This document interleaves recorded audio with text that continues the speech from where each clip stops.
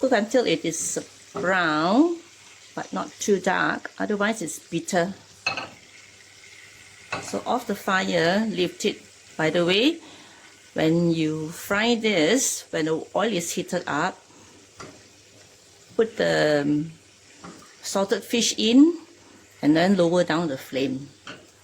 Now we can lift it up. Okay.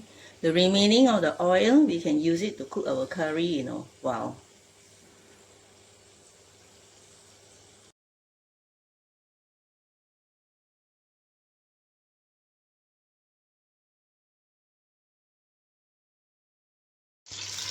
From the oil of frying the salted fish just now, we use it because the oil is now fragrant of salty fish. We need that fragrance. I'm using this oil to tumis my chili paste, the baba chili paste just now. As I tumis, I add bawang as well.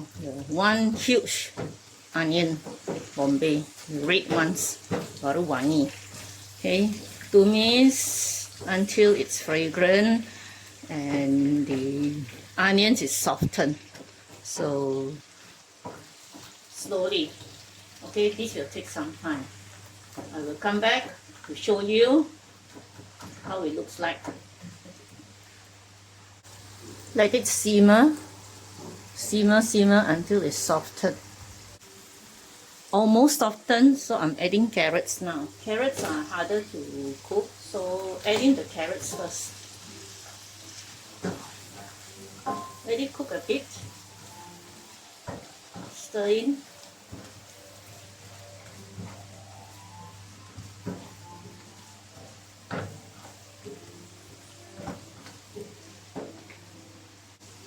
Now I'm adding in the tomatoes.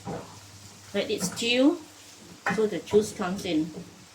Okay, I have decided I do not want to halve my tomatoes so I can, when I eat it, it feels a bit squishy with the juice out, probably with the juice of the curry that squish out, you see, when you're eating it, when you bite into it, to give you the So I'll leave it like that to simmer for about maybe 3 to 5 minutes, stirring occasionally. Now that I'm using a non-stick frying pan, I am very sure that I won't have sticky bottom. So it's very, very safe to use non-stick. Okay, very easy to use. I'm not advertising for non-stick pan, but this stoneware non-stick, it's pretty good. My daughter bought it online for me. See, now it's cooking very well. Tomato have softened. Carrot is not softened yet, but I'm going to add in my cabbage. Let the cabbage juice stew into it as well. So let the whole thing stew. The lady's fingers I will add later because it will cook very fast. I don't want it to be mushy in there.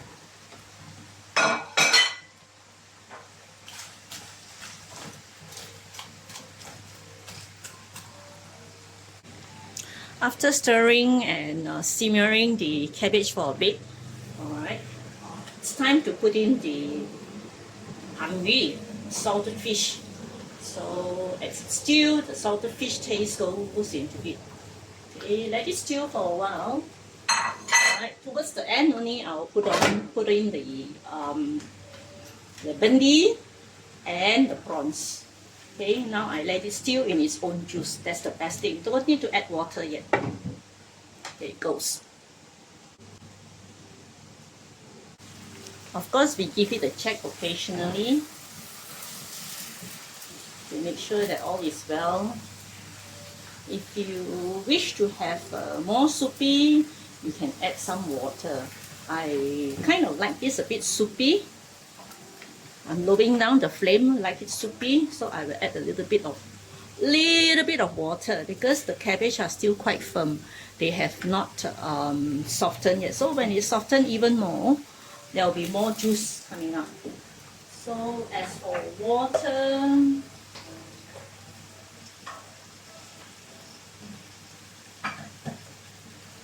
As for water, just a rice cup, about maybe 3/4. Slowly adding it in. Don't rush, not too fast. Let it cook. Okay, let it stew some more as you go. This is after stewing for about 5 minutes. Okay. During that 5 minutes, I actually went to my garden and water a bit of the plants, half the plants. So you see, you can multitask when you cook curry. So I'm going to test the carrot if it is softened. Yep, it's good. Good texture. Similarly, the cabbage has softened, so has the carrots. I mean the tomatoes. See, it's softened. So I'm ready. Okay, to put in the bandi, the lady's fingers, and the prawns. Lady's fingers goes in, let it stew and steam.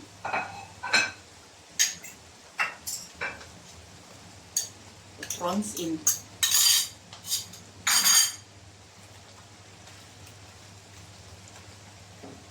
Leave them this way. Cover it up. Stew is its own juice, that's the best.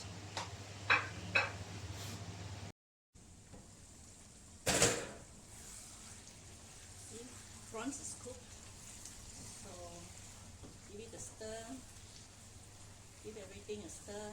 Oh, it smells so good. I'm going to have double rice. I'm going to be fat. Sometimes cooking curry is like that, you know. If you're a curry lover, you tambah nasi lah. So leave it a bit again.